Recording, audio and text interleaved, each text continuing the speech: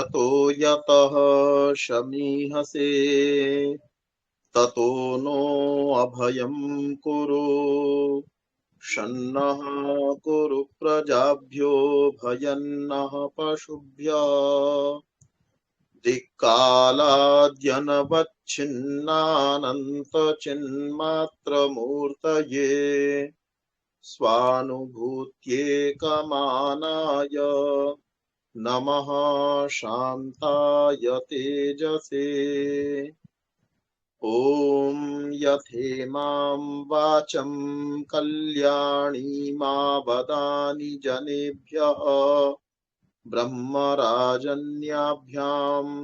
शूद्राय चार्याय च स्वायचारणाय च ओम शांति शांति शांति।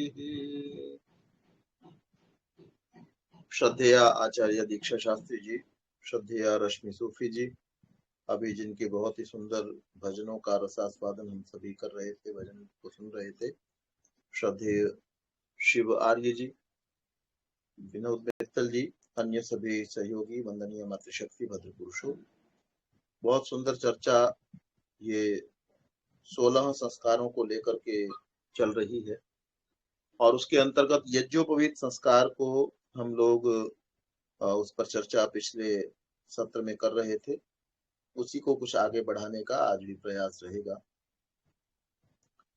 यज्ञोपवीत का इतना प्रचलन हुआ, जैसा मैंने कहा कि इसको बड़े संस्कारों में माना गया। बड़े संस्कार का अभिप्राय ये है कि जिसको बड़े स्तर पर लोगों ने अपनाया, जैसे विवाह संस्कार जो है उसको ज्यादातर लोग करते हैं। ऐसा नहीं होता कि बिना संस्कार किए कोई लड़का और लड़की इकट्ठे रहने लग जाएं और मान ले कि हम विवाहित हो गए। ऐसी अंतिम संस्कार को बड़े स्तर पर लोग करते हैं, ज्यादातर लोग करते हैं। ऐसे ही इस संस्कार को भी बहुत लोग करते हैं और इसके बड़प्पन का कितना असर है तो ये मैं इसमें देख रहा हूँ। संस्कार भास्कर जो पुस्तक है, पहले हम लोगों ने पढ़ी, स्वामी विद्यानंद सरस्वती की जो लिखी हुई है, तो पारसियों ने भी इसको अपनाया।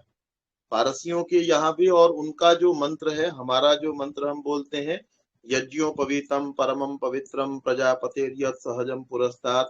सामान्य रूप से जब हम मंत्र बोलते हैं कभी भी यज्ञोपवीत को परिवर्तित करते हुए, उसका जैसा अभिप्राय है इनके यहाँ भी जब ये यज्ञोपवीत अर्थात ये सेक्रेड थ्रेड अर्थात पवित्र धागा दिया जाता है जो 72 रेशों का बना हुआ है, उसमें भी ऐसे ही अभिप्राय वाले मंत्र को, कुछ शब्दों को बोला जाता है। बालक के द्विज होने का विचार इतना उत्कृष्ट था। द्विज का अभिप्राय है द्विजन्मा, द्विजन्मा मतलब 2 बार जिसका जन्म होता है। इतना उत्कृष्ट था कि यह वैदिक धर्म से अन्य धर्मों में भी जा पहुंचा। पारसी लोगों में जिनका उद्भव आर्यों से है, अब भी यज्ञोपवीत संस्कार की परंपरा है।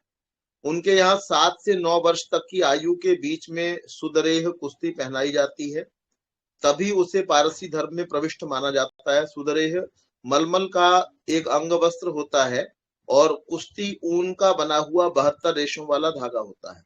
अपनी पुस्तक फाउंटेन हेड ऑफ रिलीजन में पंडित गंगा प्रसाद चीफ जज, ये बहुत बड़ी प्रसिद्ध पुस्तक है, फाउंटेन हेड ऑफ रिलीजन, उसके अंदर जो वैदिक धर्म है उसको सभी जो भी मतांतर फैले हुए हैं उनका आरंभ स्थान, उनका उद्गम स्थान बताया गया है और बहुत ही प्रसिद्ध पुस्तक है। आजकल आउट ऑफ प्रिंट है तो उसको छपवाने के प्रयास भी अभी चल रहे हैं। It is interesting to note in this connection that like the twice born Dvij, the first 3 classes among the followers of Vedic religion, the Parsis are also enjoined to wear the sacred thread which they call kushti. We quote there here from the Vendidad, Zarathustra asked Ahura Mazda, वहां पर इसमें ये लिखा हुआ है कि अगर कोई उस धागे को नहीं पहनता है तो वो अपराधी है। अपराधियों को, अपराधी की और श्रेणी को भी दिया गया और साथ में ये कहा गया कि जो इस धागे को पहनने वाला नहीं है, जो पवित्र को नहीं पहनता है, जैसे परसों हम लोगों ने चर्चा की थी कि जो लोग 22 वर्ष तक भी जिनके बच्चे यज्ञोपवीत को धारण नहीं करते थे, जिनका यज्ञोपवीत संस्कार नहीं होता था, उपनयन संस्कार नहीं होता था, उनको सावित्री पतित माना जाता था। ऐसा ही अभिप्राय यहाँ पर। Zarathustra asked Ahura Mazda, oh Ahura Mazda, through what is one a criminal worthy of death, कौन ऐसा क्रिमिनल है जिसको मृत्यु दंड दिया जाना चाहिए? Then said Ahurmazda, by teaching an evil religion, Spitoma Zarathustra, whosoever during spring seasons does not put on the sacred thread. एक विशेष अवसर है स्प्रिंग सीजन का, मतलब ये वसंत की जो ऋतु है, और उस समय में जिसने पवित्र धागा नहीं धारण किया हुआ उसको मृत्युदंड दे दिया जाना चाहिए। डज नॉट रिसाइड द गाथास, और जो गाथाओं को गाता नहीं है, वहां पर गाथाएं होती हैं, हमारे यहाँ वेद मंत्र होते हैं, तो पारसियों में गाथाएं होती हैं, तो जो गाथाओं को गाता नहीं है उसको मृत्युदंड देना चाहिए। Does not reverence the good waters etcetera. उक्त उद्धरण का अर्थ यह है कि पारसियों के पैगंबर स्पित्म जरथुष्ट्र को पारसियों के भगवान अहुरमज़द ने कहा कि जो कुश्ती को धारण नहीं करता उसे मृत्युदंड दिया जाना चाहिए। वैदिक संस्कृति में यज्ञोपवीत धारण करने का मंत्र और पारसियों में कुश्ती धारण करने का मंत्र एक समान अर्थ का द्योतक है। यज्ञोपवीतम परमं पवित्रम इत्यादि, अर्थात यज्ञोपवीत परम पवित्र है, आदिकाल से यह प्रजापति के साथ रहा है, यह आयु को देने वाला है, बल को देने वाला है इत्यादि। पारसियों का मंत्र इस प्रकार का है, फ्राते मजदाओ भरत पौरवनीम एयाओ धनिमस्ते हरपाये संघेम मंजुतस इत्यादि। इसका अर्थ है, ए डोरा, तू बहुत बड़ा है, तू बहुत उज्जवल है, परम पवित्र, शुभ्रम, आयु और बल का देने वाला है, तुझे मजदा ने आरोपित किया है, प्रजापतेर्य सहजम पुरस्ता इत्यादि, मैं तुझे पहनता हूं।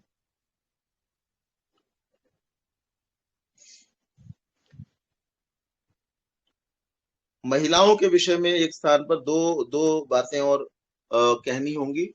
कन्याओं का भी यज्ञोपवीत किया जाता था, कन्याएं अध्ययन अध्यापन करती थी। पिछले वीडियो के अंदर हमने सुना कि आचार्या और आचार्याणी, महिलाओं के लिए जो बड़ी आयु की महिलाएं हैं उनके लिए दो शब्दों का प्रयोग किया गया, आचार्या और आचार्याणी, जो इस बात को बताता है कि हमारे यहाँ पर पढ़ाने वाली स्त्रियां जो हैं वो हजारों वर्ष पहले तो थी ही, और उससे पहले क्योंकि ऋषिकाएं थी इसलिए वो लाखों करोड़ों वर्ष पहले भी थी। स्त्रियां दो प्रकार की होती हैं, एक ब्रह्मवादिनी जिनका उपनयन होता है, जो अग्निहोत्र करती हैं, वेदाध्ययन करती हैं और अपने परिवार में भिक्षावृत्ति करती हैं, ये ब्रह्मवादिनी हुई। और दूसरी सद्योवध्व, जिनका विवाह शीघ्र हो जाता है। जैसे कहा गया था कि 16 वर्ष की आयु में कम से कम आयु है स्त्रियों की, भारतीय संस्कृति के अनुसार, मनुस्मृति के अनुसार 16, चरक के अनुसार, सुश्रुत के अनुसार कि 16 वर्ष की कम से कम आयु होनी चाहिए, जो भारतीय संविधान अभी 18 वर्ष की आयु बताता है, और अधिकतम 24 वर्ष की। तो जो सद्योवध्व है, अर्थात जिनका विवाह शीघ्र किया जाएगा, उनके लिए दूसरा विधान है, वो वेद का अधिक अध्ययन नहीं करेंगी, इनका उपनयन करा के शीघ्र विवाह करा देना चाहिए। ऐसी दूसरी प्रकार की जो कन्याएं हैं। और कह रहे हैं कि 7वीं शताब्दी के ऐतिहासिक राजा हर्षवर्धन की सभा के रत्न महाकवि बाणभट्ट ने अपने विश्वविद्यालय विश्वविख्यात महाकाव्य कादम्बरी एक पुस्तक है जो बहुत प्रसिद्ध है। बाणभट्ट जो लेखक हैं वो भी बहुत प्रसिद्ध हैं। वो क्या लिखते हैं, महाश्वेता का वर्णन करते हुए लिखते हैं, महाश्वेता उसकी नायिका है, समझ लीजिए, महाश्वेता वृत्तांत उसके अंदर है, तो उसमें महाश्वेता का वर्णन किया गया है कि वो उपासना कर रही थी और उपासना करते हुए कैसी कैसी वो थी, वैसा उसका वर्णन वहां पर किया गया। तो उसके लिए बहुत सारे और शब्द आए, लेकिन एक शब्द जो हमारे काम का है, ब्रह्मसूत्रेण पवित्रीकृत कायाम, अर्थात जिसका शरीर ब्रह्मसूत्र धारण करने के कारण पवित्र हो गया था। कन्या भी सुंदर सुंदर वस्त्रों से शरीर को आच्छादित और यज्ञोपवीत को धारण करके विवाहशाला में आवे। उपनयन के साथ ही यज्ञ में अधिकार हो जाता है, अर्थात जो जो उपनयन जिसका होगा उसको यज्ञ करने का अधिकार है। अब कुछ लोग जो है, कुछ हम में से ही ऐसे लोग हुए, हमारे ही साथी, हमारे ही भाई, तो कहते हैं जी स्त्री को जो है वो यज्ञोपवीत का अधिकार नहीं होना चाहिए, उसको गायत्री मंत्र का उच्चारण का अधिकार नहीं होना चाहिए। लेकिन यहाँ पर बड़ा स्पष्ट है कि जो यज्ञ करने का अधिकार है ही उसका, जो यज्ञोपवीत को धारण करेगा और यज्ञ में आएगा तो उसके बाद में वो यज्ञ के मंत्रों को भी बोलेगा। और कहीं पर विशेष रूप से लिखा गया है कि इमम मंत्रम पत्नी पठे, है ना। जैसे कोई वचन कहीं पर ऐसा है कि जो पुरुष और स्त्री परस्पर एक दूसरे को वचन दे रहे हैं, तो जो वचन पुरुष के द्वारा स्त्री को दिया जा रहा है उसमें पुरुष बोलेगा, और कहीं पर कहा कि इमं मंत्रम पत्नी पढ़े, तो इस मंत्र को यजमान की पत्नी पढ़े। यज्ञोपवीत को माता पिता के अनुरोध को स्वीकार करके आचार्य बालक को इस प्रकार सुरक्षित रखता है और पालन पोषण करता है जिस प्रकार माता उसे गर्भ में संभाल कर रखती है। अंतेवासी शब्द में मानो इस शब्द का सार निहित है। माता सांस लेती है, गर्भस्थ बालक सांस नहीं लेता। माता भोजन करती है, बालक भोजन नहीं करता। अब यहाँ पर ये समानता दिखाने का प्रयास किया जा रहा है कि जिस प्रकार से माँ के गर्भ में बच्चा होता है, आरंभ में जन्म लेने से पहले उसको द्विज कहा गया, द्विजन्मा कहा गया, 2 बार जन्म लेने वाला कहा गया। दूसरा जन्म जो उसका होगा वो आचार्य के पास से होगा। तो जैसे माता जो है वो सांस लेती है, ऐसे आचार्य के साथ उसका सादृश्य माँ का बताया जा रहा है। बालक भोजन नहीं करता गर्भावस्था में, परंतु माता के सांस से बालक की सांस और माता के भोजन से बालक का भोजन होता है। गुरु शिष्य के संबंध की इससे उत्कृष्ट उपमा नहीं हो सकती। अपने यजुर्भाष्य में इस मंत्र के भावार्थ में ग्रंथकार लिखते हैं, अर्थात महर्षि दयानंद लिखते हैं, विद्वान पुरुष और स्त्रियों को चाहिए कि विद्यार्थी कुमार व कुमारी को विद्या देने के लिए गर्भ के समान धारण करें।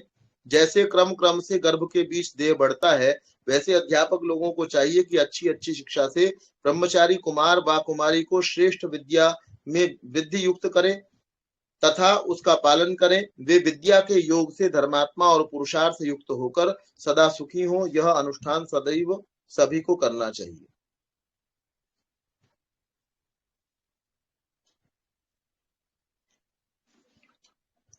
एक प्रश्न ये आया हुआ था कि अनेक बार जो है जब यज्ञोपवीत किया जाता है तो अनेक बार बच्चे की के हाथ में आचार्य के द्वारा हाथ में जल दिया जाता है, और जल देने के बाद में उसको कहा जाता है कि तुम इस जल को छोड़ दो, जमीन पर छोड़ दो। तो ये अनेक बार क्यों किया जा रहा है?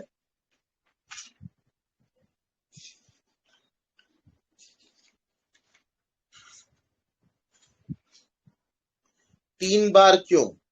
3 बार ऐसा करना, 3 बार क्यों का मतलब है 3 बार जल आचार्य के द्वारा विद्यार्थी के ब्रह्मचारी के हाथ में दिया गया और ब्रह्मचारी ने उसको जमीन पर छोड़ दिया। तो ये 3 बार क्यों? 3 बार ऐसा करना प्रतिज्ञा की दृढ़ता का द्योतक है। सरकारी बोली में 3 बार घोषणा होने पर नीलामी को पूरा हुआ माना जाता है ना। नीलामी जहां पर होती है तो कहा जाता है किसी ने कितने रुपयों की नीलामी वो बोली दी, तो उसको कहा जाता है इतने 1, इतने 2, इतने 3। उसके बाद भी अगर कोई नहीं बोलता तो उसको पक्का मान लिया जाता है। ऐसे ही हम गांठ लगाते हैं, है ना, धागों को गांठते हैं।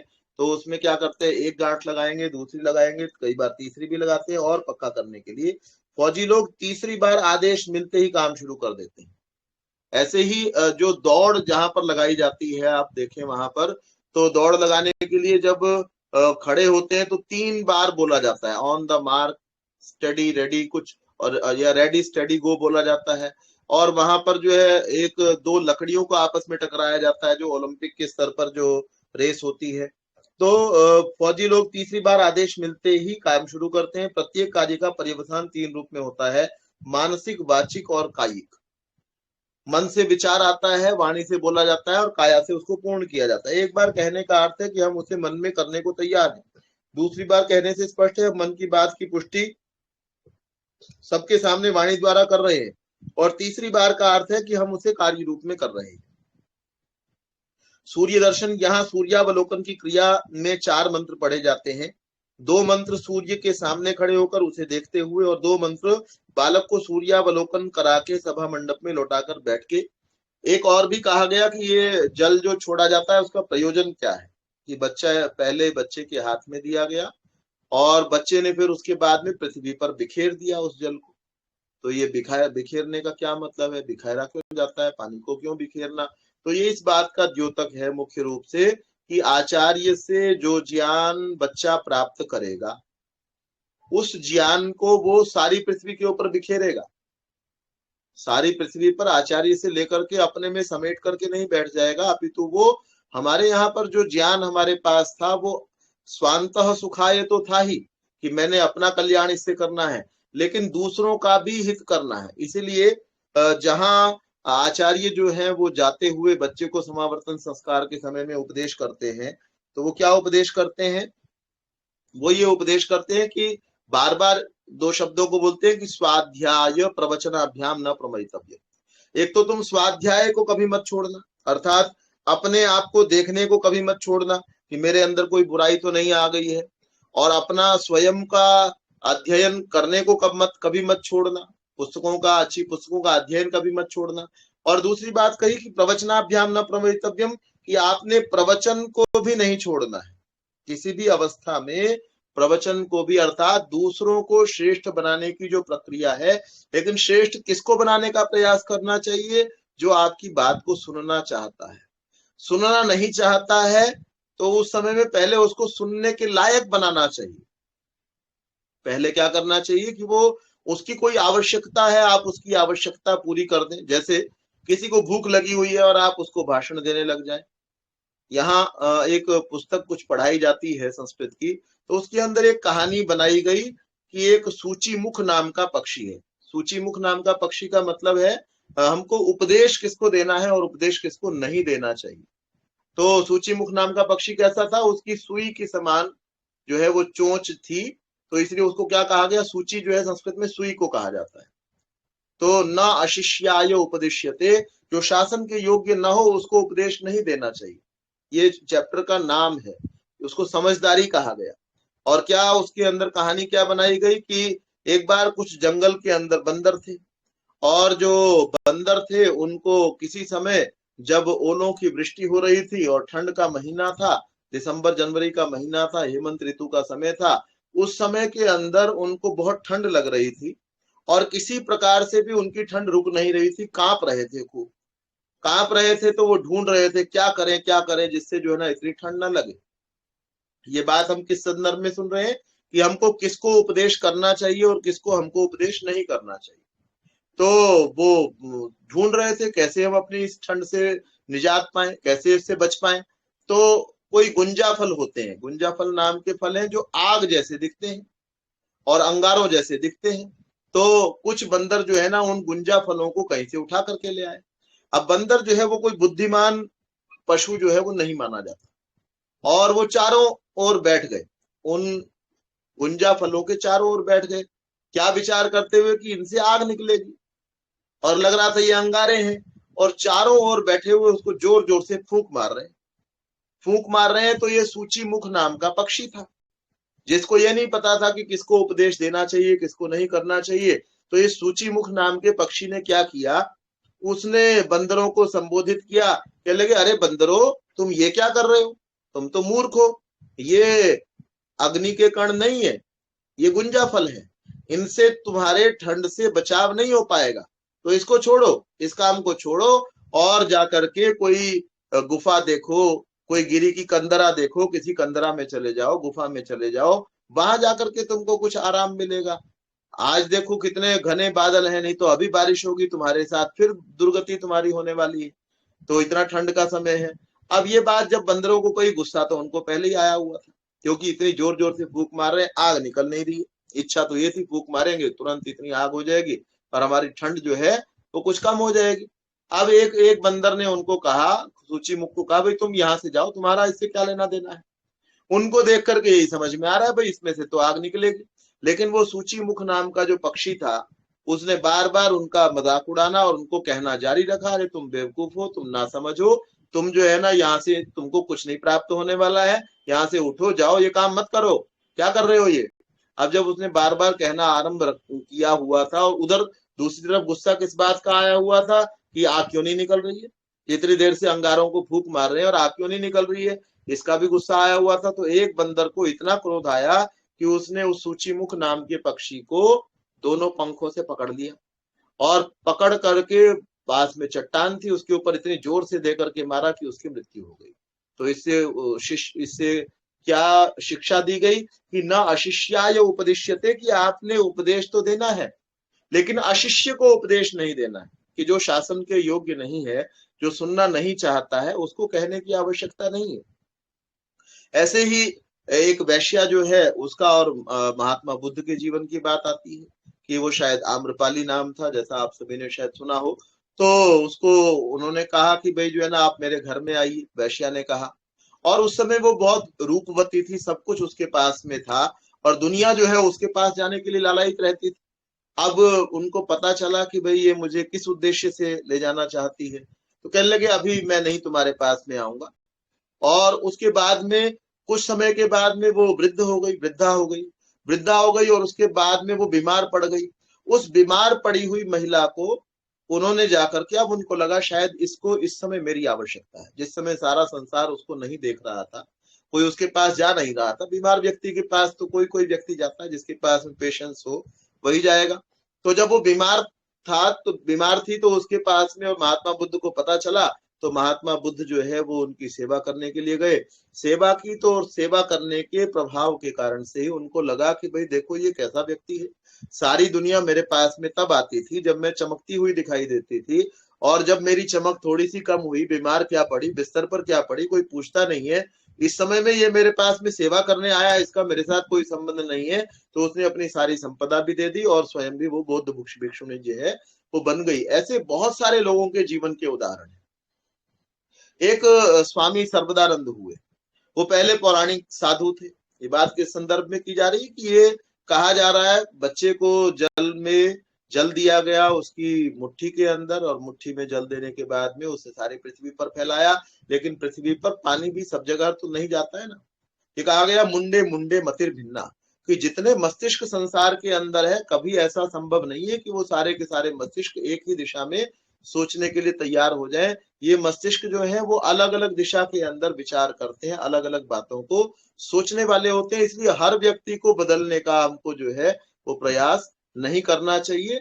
तो अलग अलग मस्तिष्कों के अंदर अलग अलग विचार जो है वो हमेशा कौंधते हैं। तो हमको सुधारने का प्रयास तो करना है, लेकिन सुधारने के प्रयास से पहले जिस व्यक्ति को जिस चीज की आवश्यकता है, जैसे एक बहुत बड़ा संगठन इन दिनों चर्चा में है। अब उस संगठन ने बहुत बड़ा नाम है, सारी दुनिया उसको जानती है, और दावा भी किया जाता है कि विश्व का सबसे बड़ा संगठन है। उन्होंने आरंभ कैसे किया? उन्होंने संगठन का आरंभ किस प्रकार से किया कि वो शाखा लगा करके संगठन का आरंभ किया। और उस शाखा के अंदर क्या कार्य किया करते थे? उनको खेल खिलाया करते थे, क्योंकि उनको ये पता है कि बच्चों को खेलना पसंद होता है। तो छोटे बच्चों को इकट्ठा करो, खेलो, और उसके बाद खेलने के बाद पहले खेल करवाओ उनको इकट्ठा करके, उसके बाद 5-4 मिनट अच्छी सी बात कोई सुना दो। तो ऐसे करते करते उन्होंने बहुत बड़ा संगठन, विश्व का सबसे बड़ा संगठन जो है वो बना लिया। तो पहले सामने वाले की आवश्यकता को पूरा करें, उसको जो चीज की जरूरत है पहले हम उसकी उस आवश्यकता को पूरा करें। उस आवश्यकता को पूरा करने के बाद में हम उसको अपने अनुरूप ढालने का प्रयास करें। एक स्वामी सर्वदानंद जी जो है वो पौराणिक साधु थे, और किसी आर्य समाजी जो है ना उसकी इच्छा हुई भाई ये कितना बड़ा विद्वान है, अगर ये कभी आर्य समाजी बन जाए तो कितना बढ़िया काम हो जाए। तो उन सर्वदानंद जी की जो है उस आर्य समाजी व्यक्ति ने बड़ी सेवा की, वो स्वस्थ हो गए। तो वो कहने लगे जी मांगो तुम क्या मांगते। स्वामी जी कहने लगे भाई भक्त तुम क्या मांगते हो, तुमने बड़ी मेरी सेवा की है। अब पौराणिक साधु ऐसा कह भी सकता है, क्योंकि उसके शिष्य कुछ ऐसे होते हैं जिनके पास में धन है, वो मांगेगा अगर धन तो उनको धन दे दिया जाए। तो बोलने लगे भाई क्या मांगते हो तुम, मांगो। तो उसने कहा, वो सारी समाजी जो व्यक्ति जिसने सेवा की थी, उसने एक किताब को लपेट करके दिया और कहा स्वामी जी अगर आप मैंने जो कुछ किया है उसके लिए मुझे कुछ देना चाहते हैं तो ये पुस्तक है इसके अंदर, इसको आप पढ़ अवश्य लीजिएगा। अब वो पौराणिक से बात आई गई हो गई, बाद में कभी उन्होंने पुस्तक खोल करके देखी, भाई उसने कहा था पुस्तक पढ़नी है तो मैंने वचन दिया था, और मेरे से उसने और कुछ मांगा नहीं, कोई सामान नहीं मांगा, और मांगने में भी कुछ दे करके चला गया। तो खोल करके देखूं क्या चीज है, तो पुस्तक खोल करके देखी कि वो सत्यार्थ प्रकाश था। उनको बड़ा गुस्सा आया कि ये क्या पुस्तक दे करके चला गया, क्योंकि सत्यार्थ प्रकाश को कोई पढ़ न ले, इसलिए पौराणिक लोगों ने उसके विरुद्ध बहुत दुष्प्रचार किया। बहुत सारे लोगों ने, सारे संप्रदायों की उसमें समीक्षा है, तो इस कारण से सबने बड़ा विरोध किया हुआ था। तो लोग उसको दूर से भी नहीं देखते थे, हाथ भी नहीं लगाते थे।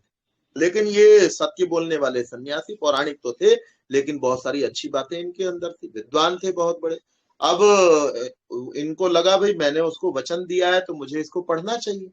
पढ़ना चाहिए। हालांकि ये बात तो उनको पता था कि ये कैसी पुस्तक वो दे करके चला गया, नास्तिक व्यक्तियों की पुस्तक है, धर्म का विरोध करते हैं, गंगा का विरोध करते हैं, राम का विरोध करते हैं, कृष्ण का विरोध करते हैं, जैसी लोगों ने चीजें फैला दी बिना सत्य को जाने।